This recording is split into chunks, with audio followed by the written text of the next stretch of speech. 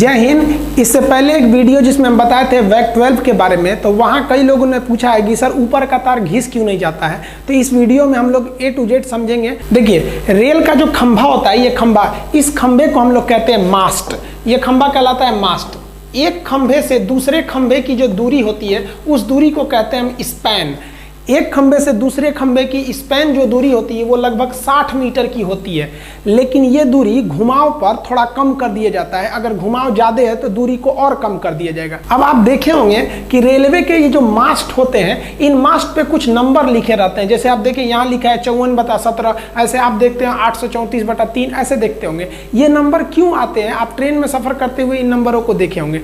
ये नंबर इसलिए बनाए जाते हैं कि ड्राइवर जब लोकोमोटिव ट्रेन को ले जा रहा होता है और रास्ते में अगर उसे ट्रैक में कोई गड़बड़ी नजर आती है कि ट्रैक गड़बड़ है, कहीं टूट फूट हुई है, तो कैसे बताएगा कि कहाँ पे गड़बड़ी आई थी? क्या बोलेगा कि दिल्ली से चले थे, एक जगह गड़बड़ दिखा, खोजिए, तब तक ट्रेनें लड़ जाएगी।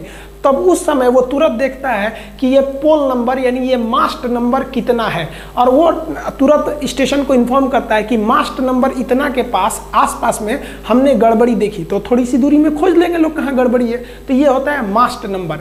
अब आप देखिएगा, जो मास्ट होते हैं इनके बीच की दूरी तो स्पैन हो गई। अब इसमें एक आर्म रहता है, ये आर्म से तार गए रहते हैं। ऊपर के तार को हम कहते हैं कैटेनरी वायर और नीचे के तार को कहते हैं कॉन्टैक्ट वायर। कैटेनरी वायर और कॉन्टैक्ट वायर को जोड़ने का काम जो करता है वो ड्रॉपर करता है। यहाँ देखिए, ये ऊपर का वायर है तो इसे हम लोग कैटेनरी वायर कहेंगे। नीचे का वो जो वायर है ये है आपका कॉन्टैक्ट वायर, यही करंट की सप्लाई देता है। और ये बीच में जो इनको जोड़ के रखता है उन्हें हम क्या कहते हैं? ड्रॉपर कहते हैं। ड्रॉपर आप ये देख सकते हैं, ये क्या है? आपका ड्रॉपर है। इसमें आप देखिए तो ये तो आर्म हो गया इसका, ये पकड़ के रखा है। ये ऊपर वाला कैटेनरी वायर, नीचे वाला कॉन्टैक्ट वायर, और ये जो इसको पकड़ के रखता है ये क्या हो जाता है? ड्रॉपर कहलाते हैं। समझ में आया आपको? ये जो कॉन्टैक्ट वायर होता है इसके साथ समस्या ये होती है कि गर्मी के दिन में फैल जाता है, ठंडी के दिन में सिकुड़ जाता है। अब इसको हमको एकदम एक सीध में रखना है ताकि ट्रेन संचालन में कोई दिक्कत ना आए। तो इसको हमेशा सीध में रखने के लिए हमको एक ऑटोमेटिक इस पर टेंशन, एक तनाव देना होता है जिसे हम ऑटो टेंशनिंग कहते हैं। आप ट्रेन में सफर करते हुए देखे होंगे कि आप इसको 3 पुली अरेंजमेंट देखे होंगे। इसमें 3 पुली लगाया जाता है, इसे 3 पुलिंग अरेंजमेंट कहते हैं। ये जितना भी इलेक्ट्रिक चीजें होती हैं उसे हम लोग ओवरहेड इक्विपमेंट कहते हैं। सर के ऊपर जो इक्विपमेंट लगा है OHE। तो इस OHE के 3 पुली अरेंजमेंट में आप इस तरह से पत्थर के टुकड़े देखे होंगे, गोल गोल लटका दिया होगा इसको। ये लटका देने से उस पर तनाव हमेशा बना रहता है। अब आप पूछेंगे इसका टोटल वेट कितना होता है? तो ऑटो टेंशनिंग का टोटल वेट 667 kg होता है। इसमें आप देखेंगे टोटल 18 ठो इसमें बॉक्स लगाए रहते हैं, जिसमें से 40 kg का 16 बॉक्स होता है, तो टोटल 640 हो गया। 20 kg का एक बॉक्स हो गया, इसका 20 kg और एक 5 kg का। इस तरह से देखेंगे तो 665 kg होता है। और नीचे एक ठो पत्थर लगा होता है लोहे का, वो 2 kg का। तो इस प्रकार इस तरह से हम लोग 667 kg का टेंशन इस पर मेंटेन रखते हैं ताकि ये तार हमेशा हर एक मौसम में इसमें तनाव बरकरार रहे। अब बात करते हैं कि इस जो कॉन्टैक्ट वायर है उससे करंट को रिसीव कैसे किया जाता है। तो करंट रिसीव करने वाले को हम पेंटोग्राफ कहते हैं। ये पेंटोग्राफ इससे जुड़ा रहता है। अब आप कहेंगे कि पटरियां कहीं ऊपर नीचे होती हैं तो तार भी ऊपर नीचे होता है। ऐसा नहीं है कि यहाँ से दिल्ली से लेकर मुंबई तक एक ही सीध में, थोड़ा ऊपर नीचे है। तो ये ऊपर नीचे होने से छोड़ ना दे, इसलिए इस पेंटोग्राफ को हम यहाँ से एयर प्रेशर देते हैं नीचे से। ये एयर प्रेशर से उसको ढकेले रहता है। अगर ये ढकेले हुए है, तार ऊपर भी जाएगा तो कोई दिक्कत नहीं हो, तो पीछे से पुश करके ही है। और अगर तार नीचे है तो ये वापस चला आएगा। इसमें एक वाल लगा रहता है कि अगर तार नीचे आ रहा है तो उधर के प्रेशर से ये इधर आ जाता है, लेकिन अगर उधर प्रेशर कम है तो ये ढकेल देता है। तो इस प्रकार एयर प्रेशर द्वारा हम पेंटोग्राफ को ऊपर नीचे करके देख सकते हैं। अब ये पेंटोग्राफ घिसता क्यों नहीं है? तो ध्यान दीजिए, जो तार होता है ऊपर वाला, वो कॉन्टैक्ट वायर, वो कॉपर का होता है, मजबूत होता है। और ये जो पेंटोग्राफ होता है, इसका जो ऊपरी फेस होता है, जो कॉन्टैक्ट में रहता है वायर के, उसको जानबूझकर हम नरम लोहा को बनाते हैं। क्योंकि 2 चीज़ों में अगर घिसावट होती है तो वही घिसता है जो कमजोर होता है। तो जानबूझकर पेंटोग्राफ का ऊपरी भाग हम नरम लोहा का बनाते हैं कि इसमें घिसावट जल्दी हो जाए। और एक चीज़ और, जो वायर ले जाया जाता है उसको एकदम स्ट्रेट नहीं ले जाया जाता, हल्का सा घुमा, हल्का सा तिरछा कर दिया जाता है कहीं सीधा, ताकि जो इस पर घिसावट हो वो एक ही जगह ना हो। इस पर घिसावट अलग अलग जगहों पर होती रहती है।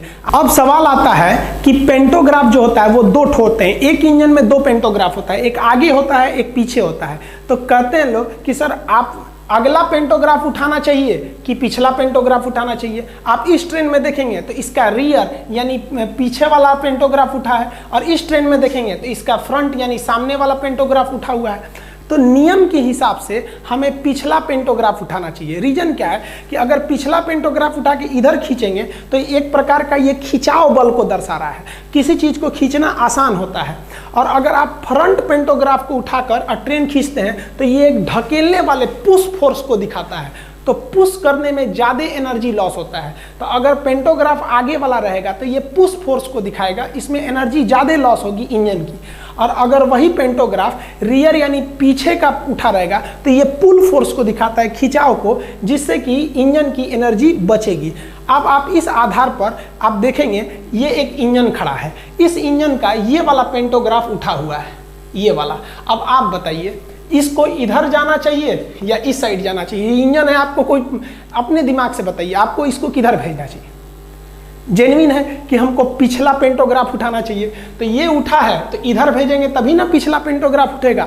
आप इसको देखे भी होंगे, देखिए पेंटोग्राफ की हाइट जो होती है वो एडजस्ट हो सकती है, बहुत ज़्यादा भी हो सकती है, कम भी हो सकती है। एक्चुअली मुंबई से दिल्ली तक में एक डेडिकेटेड फ्रेट कॉरिडोर बनाया जा रहा है, वहाँ पे केवल मालगाड़ियाँ चलेंगी उस रूट पर, और 2 तल्ली मालगाड़ी चलेगी, मतलब 2-2 तल्ला मालगाड़ी पर हम लोग कंटेनरों को लाद देंगे, जिसको हम डबल डेकर कहते हैं। देखिए यहाँ एक के ऊपर एक लादा हुआ है। एक्चुअली इस इमेज में तो आपको ईएमडी लोकोमोटिव दिख रही है, आप कहिएगा कि sir EMD locomotive, ALCO locomotive, WAG, WAP, ये इंजनों में डिफरेंस बता दीजिएगा तो उसमें अलग वीडियो बना सकते हैं। लेकिन यहाँ पर देखिए ये ट्रेन तो डीजल से चलने वाली है, इसके लिए क्या जरूरत है इलेक्ट्रिक को लेने की। लेकिन अगर सोचिए कि अगर यहाँ इलेक्ट्रिक लोकोमोटिव रहता तो इसका जो पेंटोग्राफ था ये काफ़ी हाई उठाना पड़ता पेंटोग्राफ, तो हाई पेंटोग्राफ भी होते हैं सब। देखिए यहाँ इसका पेंटोग्राफ कितना हाई है, तो हाई पेंटोग्राफ भी हो सकते हैं, ये एयर प्रेशर पे होते हैं, ये ज़्यादा उठ भी सकते हैं और नीचे भी रह सकते हैं। जब ये डबल डेकर रूट में है तो ये डिपेंड करते हैं पेंटोग्राफ की हाइट कि जो ऊपर OHE है, ओवरहेड इक्विपमेंट, उसका कॉन्टेक्ट वायर कितनी ऊंचाई पर है, उसी हिसाब से ये एडजस्ट हो सकता है या नीचे आ सकता है। आई होप आप समझ गए होंगे। इसके अलावा अगर आपको भी आप जानना चाहते हैं कि ये लाल वाला डिब्बा यानी LHB कोच और ये नीले वाले डिब्बे ICF में क्या अंतर होता है, आजकल जो इंजन आ गए हैं EMD आ गए हैं, हालांकि आप पहले देखेंगे तो एल्कोहल होते थे, इससे जुड़ा बहुत हल्ला करता था, ये वाला झक झक झक झक धुआं फेंकता था काला, ये वाला दुक दुक दुक दुक चलता है, ये बहुत तगड़ा है, धुआं भी कम करता है। आइए जो ट्रैक के ऊपर ये नंबर लिखा है, पोल नंबर, ये तो बता ही दिए किस लिए लिखा है, ताकि कोई ट्रैक में गड़बड़ी हो तो ड्राइवर देख के बता सके कि यहीं पे गड़बड़ी था। और भी आप ट्रेन में देखे होंगे सफ़र करते समय एक इस तरह से एल्युमिनियम का एक्सल काउंटर आपको डिब्बा मिलता होगा, ट्रैक के किनारे FM लिखा होता होगा। मालगाड़ी के अलग अलग डिब्बे देखते होंगे, कुछ खुले हैं, कुछ सपाट है, कुछ बंद है। अगर इसके बारे में भी आप जानना चाहते हैं तो कमेंट करके बताएं, उसको भी हम बिल्कुल कम समय में और आसान भाषा में समझा देंगे आपको। तब तक के लिए जय हिंद।